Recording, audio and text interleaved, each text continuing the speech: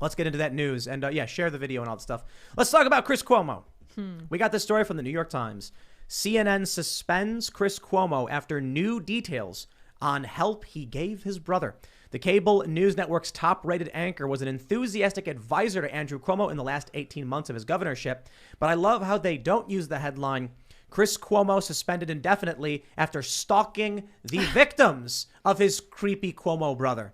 Instead, they're like, well, he was helping his brother. It's almost like they're trying to sound like make it sound like a good thing and get people to be like, how could they do that to Chris Cuomo? But this is an example of media collusion, Democrat-friendly media. Chris Cuomo on CNN. CNN, of course, is not a news institution at this point. They're content creators. It's about what they are. And they not only give favorable coverage to their Democrat buddies, Chris Cuomo not only helped cover up, or at least not report on, to be as fair as I can, the elderly who are being killed in these nursing homes, but he actively assisted his brother. It's a conflict of interest for the network. It's a conflict of interest for him personally. But the craziest thing about it was that he was actually trying to dig up dirt on those who were accusing his brother. I think I'm surprised to hear it, that CNN's actually suspending him. Nobody believed it was going to happen. I don't know what you guys think.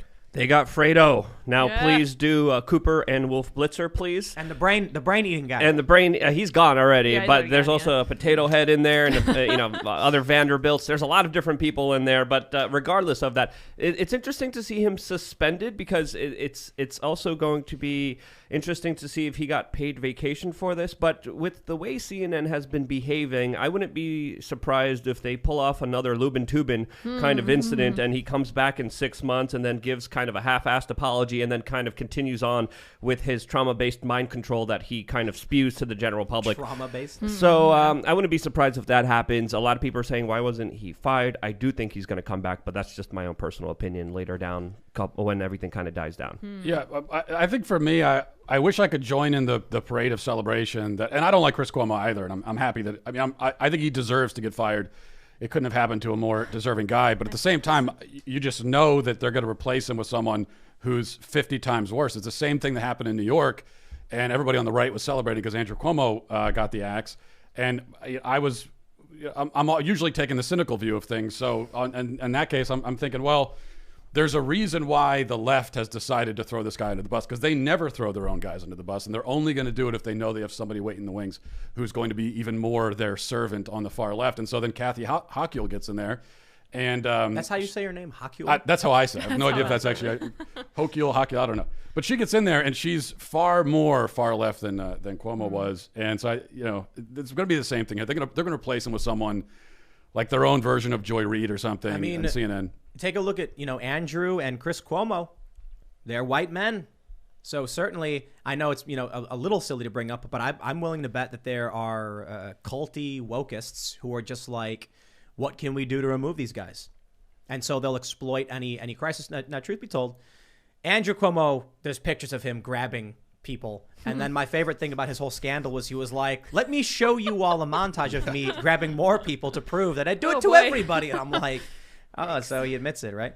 But Chris, as a member, as a staff member at CNN, we all assumed even yesterday talking about this that he was going to be protected. The fact that they're suspending him indefinitely, it could mean that they could decide to bring him back. They say pending further review or whatever.